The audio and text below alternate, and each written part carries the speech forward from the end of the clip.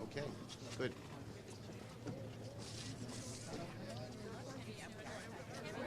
Oh, look. My mom here, my summer mom here. Surgery when she was 3 days old.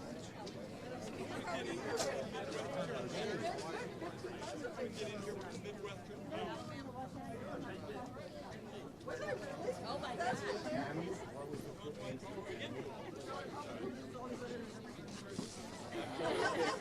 Who was the only one who got us all in our 1 year? Gotta see it.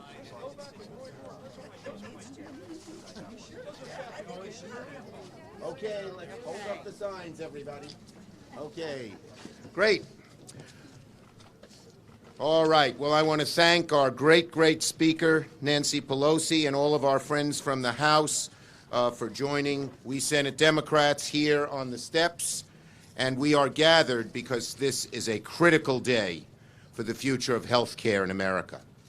Today in New Orleans, Republican attorneys general, supported by President Trump and his Department of Justice, will argue in court that millions of Americans should lose their health care and all of the protections included in the ACA. The stakes cannot be higher. Imagine you're a parent and your child has cancer, a deadly form. There's a treatment available, but the insurance company says no. You can't have that treatment, or we're cutting you off. What is Donald Trump, what are our Republican friends telling that family? That you can't get health care and we have nothing to put in its place? Shame on them. Shame on them. The stakes can't be higher. The faces you see behind us are faces of Americans, millions of Americans who will suffer if Republicans succeed in dismantling our health care law. Millions of people's lives, nothing less, are on the line. If the right wing wins the lawsuit, families from one end of America to the other will lose their health care, lose important pre-existing condition protections, and lose their peace of mind that there might be something there to make them well. It'll hurt families in New York like little Emily's here, a healthy, active 7-year-old, when her life dramatically changed after she sustained a severe traumatic brain injury from falling off a horse in 2015. Emily's recovery has been long. It has been daunting. She has had to relearn how to walk, how to eat, how to talk, how to engage with the world around her at age 7. But her biggest challenge was her family's struggle because private insurance would only cover 60 days of rehab. Thankfully, her family was given what Emily's mother calls a lifeline. She received her care through Medicaid, as millions of other Americans have in these types of situations. Because of ACA, and only because of ACA, she knows that she doesn't have to worry that she'll be denied health care or charged prices so high that her family can't afford them because of her pre-existing condition. She's going to live with this pre-existing condition the rest of her life. I am, and we all are fighting to keep Emily's protections and those that millions and millions of Americans, not, Mr. Trump, the very wealthy who can afford it, but average families, working families, middle-class families, struggling families, who desperately depend on this health care that you, President Trump, and you Republicans are trying to take from them. We cannot allow it to happen. The stakes can't be higher. The bottom line is very simple. If Republicans prevail, these protections are obliterated overnight. And our Republican friends in the House and Senate are just mum. They go home and they say they want to protect pre-existing conditions, and then they act to take them away and do nothing to preserve them. Hypocrisy. Blatant hypocrisy. So, when President Trump declares the Republican Party will be the party of health care, everyone knows he's full of it. Don't let President Trump fool you, America. Donald Trump and the Republicans want to take away your health care. We Democrats will keep fighting tooth and nail to protect Americans' health care for as long as it takes. And we will not stop till we succeed. Speaker Pelosi. All right, Mr. Schumer. Thank you, Mr. Leader. Thank you, Mr. Leader. That was a good clap. That was a real clap. Thank you, Leader Schumer, for bringing us together here on the steps of the United States Senate to speak out on behalf of all of the American people. I'm pleased to be here with you and your distinguished senator, former House member, Senator Jackie Rosen, who was a champion for health care in the House and now in the Senate, and Colin Allred, a freshman member, whom I will introduce in a moment, talk about in a moment, and his role in all this from day one as a member of Congress. Today, House and Senate Democrats are here to show that human stakes of the GOP's relentless assault on health care. As oral arguments being heard today in GOP's Texas versus U.S. lawsuit, we gather to give voice to the hardworking Americans whose health and economic security are in jeopardy. Today, the Trump administration is demanding that the court strike down every last provision of the ACA, protections for the over 130 million Americans with pre-existing conditions and their families, bans on lifetime and annual limits. That, as the leader mentioned, that can be a very, very have a devastating impact financially as well as health-wise for a family. The Medicaid expansion, again, as the leader mentioned, Medicaid expansion in the ACA, very important to people born with babies born with pre-existing condition and families otherwise. Savings for seniors on prescription drug cost, the premium assistance that makes health coverage affordable for millions of Americans' families. As you all know, the Affordable Care Act extended benefits to 20 million people who did not have health care before, and that was very, very important. A major achievement in itself, but that was not the full extent of the bill. 130 million Americans have pre-existing conditions, and they are affected by this law case. And what's interesting about it is during the campaign across the country, the Republicans were saying, we're for preserving the pre-existing medical condition.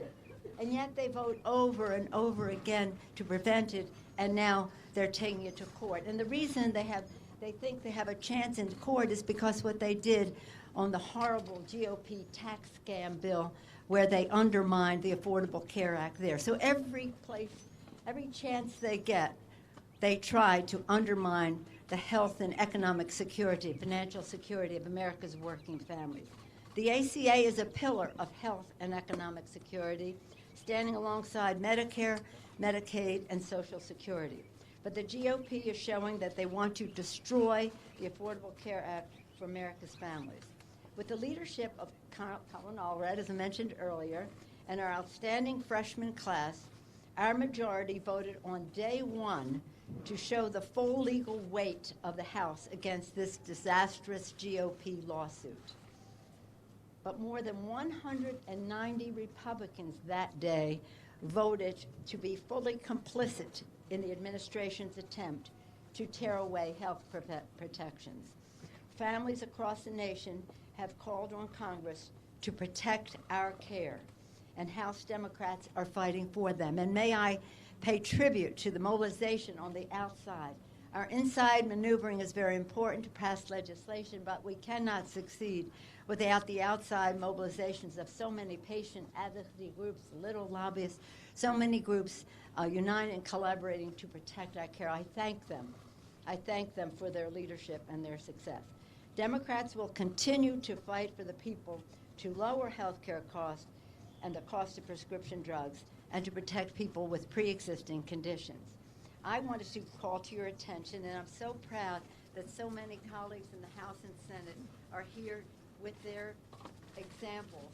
We all have so many to choose from because there are so many examples in our constituencies. I am here with Jonah Cohen. He's my constituent in San Francisco. Jonah is 11 years old and will be entering into the 6th grade this fall. On April 11th, 2017, his life dramatically changed when he was diagnosed with type 1 diabetes. It's been a hard adjustment, especially as he has a phobia of shots. But he is trying to continue to live a normal life. He is a brown belt in Taekwondo and plays piano. He's a lovely young man. Now, imagine that this descended upon their family of April of last year. Every family in America is one phone call, one diagnosis, one accident away for being slaves to pre-existing conditions, the cost that they incur, and more importantly, the toll they take on the health of family members. It is really important that the court honor its precedents when it ruled in favor of the Affordable Care Act on a previous occasion. Now it is my privilege to yield to the distinguished senator from Nevada, as I mentioned, a former member of the House of whom we're very proud, Senator Jackie Rosen.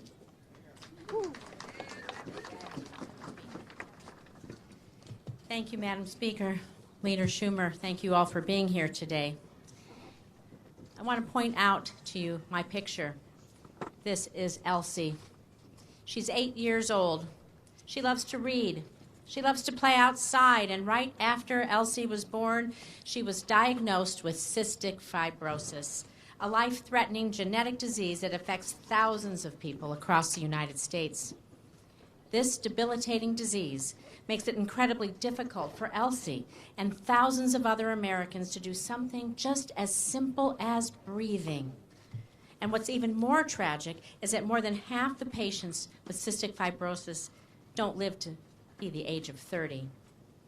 It takes a lot to treat CF. Elsie takes over 100 pills a week to treat her disease, aid her digestion, maintain her nutrition levels, and that doesn't even take into account medication and medical equipment she needs to keep breathing. This is Elsie's routine when she's healthy. When she's sick with another illness or infection, the treatments are more difficult, more painful, more expensive. However, Elsie is fortunate that she has a loving and dedicated family that continue to fight for Elsie's health. And that's why we're here today. That's what we all must do for Elsie and for countless others.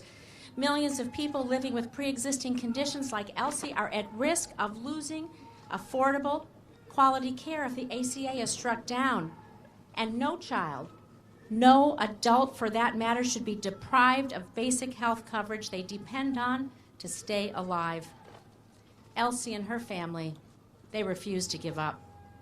And they're the reason that we are not giving up either. We must fight to give Elsie and her family that breath of fresh air she struggles to take every moment of every day. We must fight for the 20 million people at risk of losing their coverage if this ACA is repealed. Millions of people depend on us. They sent us here to protect their health care. That's what I'm doing. That's what we're doing. Thank you.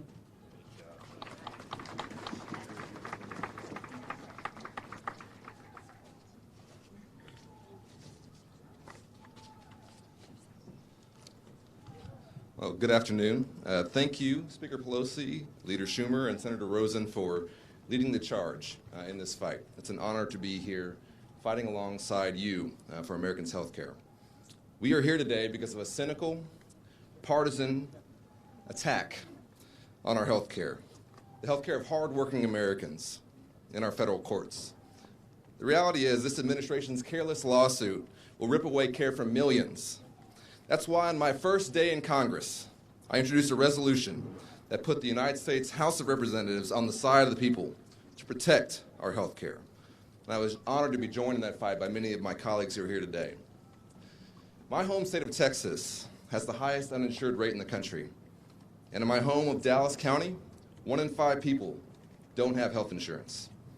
If this attack succeeds, this lawsuit will send us spiraling backwards and harm hundreds of thousands of Texans.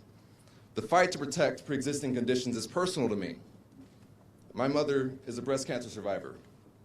My wife, Allie, and I just celebrated the birth of our son, who's 5 months old. Those are both pre-existing conditions. I've told this story many times, but 2 years ago, on the day the House voted to repeal the Affordable Care Act, I met Natalie, a young mother who was spending her final weeks fighting cancer to advocate to protect the Affordable Care Act, and with it, the vital protections for people with pre-existing conditions like hers. Natalie was fighting so future mothers like her would be able to know their children so that they wouldn't have to worry about getting the coverage and the care that they need. Sadly, we lost Natalie last year, but stories like hers are all too common. Stories like the Rose family from Rowlett. I met Rob Rose at the Rowlett Veterans Resource Center opening, and he wrote into my office to share his story after the president decided to attack the Affordable Care Act in federal court. Rob used to work in sales, but when his company downsized, they let him go. Rob ultimately decided to retire early, but he wasn't yet eligible for Medicare. Because of the Affordable Care Act, he was able to find a plan that worked for him during this transition period in his life. He is now on Medicare, but his wife, Debbie, is still on an individual market plan. Though her premiums are too high, Rob told us that this plan gives them peace of mind as Debbie waits till she is eligible for Medicare next year. He wrote to me, "It's very important to provide older Americans that are not yet Medicare eligible with a way to buy insurance that actually works. This is an example of why we can't go backwards. We must work together to lower the cost of health care for American families, like the Roses. I urge this administration, my colleagues in the House and the Senate, to end this partisan attack on our health care and to work with us to protect protections for people with pre-existing conditions and to make sure that every American family gets the care that they need. The American people are counting on us to get things done. That's why they sent us here. We have to stop this sabotage, this infighting. It's hurting the American people. It's hurting families like the Roses. And we are so much better than this. Thank you so much."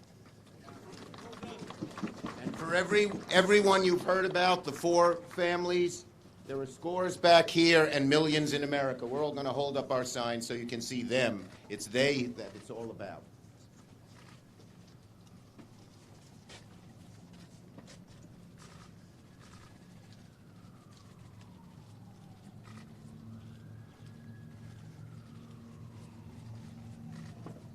Thank you. Well done.